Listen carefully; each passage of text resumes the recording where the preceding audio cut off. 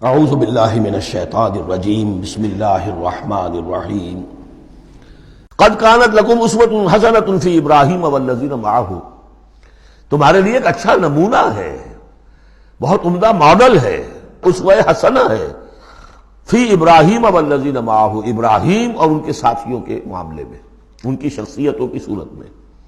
اذ قالوا لقومہم، جبکہ انہوں نے کہا اپنی قوم سے، برملا کہہ دیا، انا براء منکم، ہم بری ہیں تم سے، ومما تعبدون من دون اللہ، اور جن کو بھی تم پوج رہے ہو اللہ کے سوا، ہمارا ان سے کوئی رشتہ نہیں، کوئی تعلق نہیں، ہم اعلان برات کر رہے ہیں ان سے۔ کفرنا بکم، ہم منکر ہوئے تم سے بھی، وبدا بیننا وبینکم العداوۃ والبغضاء ابدا، اور اب تمہارے اور ہمارے مابین عداوت اور بغض اور بیر شروع ہو چکا ہے، اب یہ ہمیشہ باقی رہے گا، حتیٰ تؤمنوا باللہ وحدہ، جب تک کہ تم ایمان نہ لاؤ اللہ پر توحید کے ساتھ۔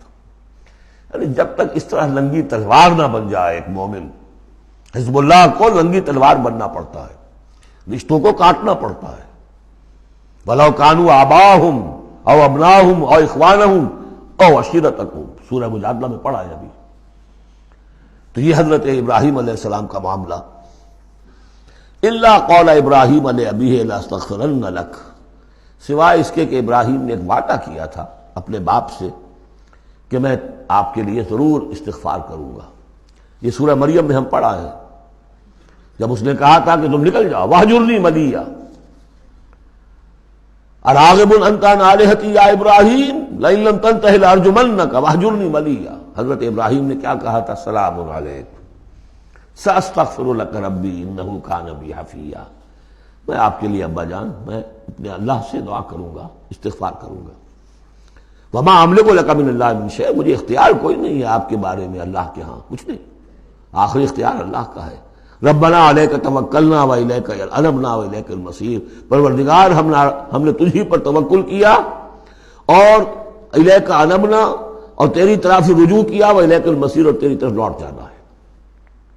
ربنا لا تجعلنا فتنۃ للذین کفروا، پروردگار ہمیں اب کافروں کے لیے تختہ مشق اور تختہ امتحان نہ بنا دے کہ ہمارے اوپر وہ ظلم کرے، اور تو ان کو اوپر آزمائش جو انہیں آزما رہا ہے وہ اس شکل میں کہ ہم پر وہ ظلم کرے، جیسے اللہ تعالیٰ کفار مکہ کو آزما رہا تھا، لیکن تختہ ستم، تختہ مشق کون؟ صحابہ کرام بنے ہوئے تھے۔